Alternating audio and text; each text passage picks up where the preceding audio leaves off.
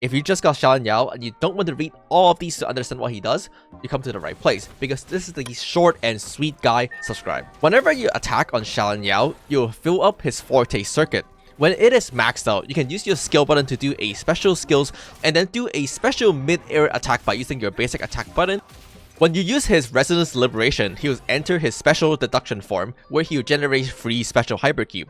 Doing the exact same special attack again as before, when you fill up your entire forte circuit, will detonate this hypercube to do massive damage. You can do this up to 3 times because you got free cube. Doing the following combo, which is skills, mid-air attack, special skills, attack 3 times to get all his stacks up, special skills, skills, mid-air attack, special skills, is the fastest way to blow all of these free hypercube up. For his build, starting out with his weapon, you can use his signature weapon will be the best, or the other 5-sun gauntlet, which is Abyss Surge. If not, you can also use the battle pass weapon, which has really good performance if you're able to max refine it. So this is a good option if you're someone who constantly buy the battle pass.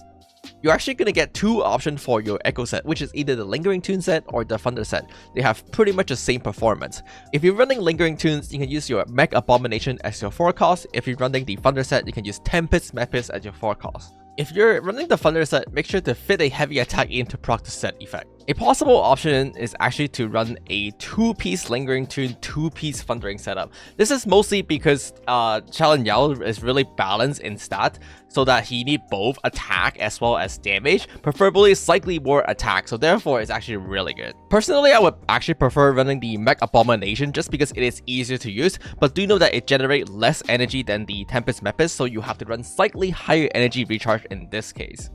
For your main stat, you got your typical setup with crit on the 4 cost and attack on the 1 cost. For your 3 cost, you can run 1 attack plus 1 electro, or just 2 electro damage, or even 2 attack. Honestly, they are all kind of the same, they don't really have a big difference. For your substat, prioritize energy recharge. Make sure you have enough energy recharge, about 30%. If you don't, you might even want to consider using a 3 cost energy recharge, just because making sure that he's always in his ultimate form is really important. Otherwise, you got your typical substat, which are weakened to be crit, followed by attack percent, followed by flat attack, finally Resonance Liberation damage. For your teammate option, Yin would be by far the best choice and is absolutely irreplaceable. If you're planning on maintaining these characters, then I would really suggest picking up a Yin later down the line. But if you don't have Yin for now, you can run a character like Yanwu or Jianxin. They both kind of work, but make sure you do pick up a Yin in the future. For your final slot, of course, as always, we got either Verena, or if you're keen on it, you can also use Baiji. For his sequence, I personally would first make sure you have his signature weapon first. Getting his signature weapon would be a much more important deal than getting any of the sequence, but otherwise sequence 1 and 2 are pretty easy to get, and they are like a 10 to 15% damage. Both of these sequence are just damage increase. The sequence 1 just give him more attack when you use his skills, while the sequence 2 just give him 30% crit damage whenever you cast a skills or ult.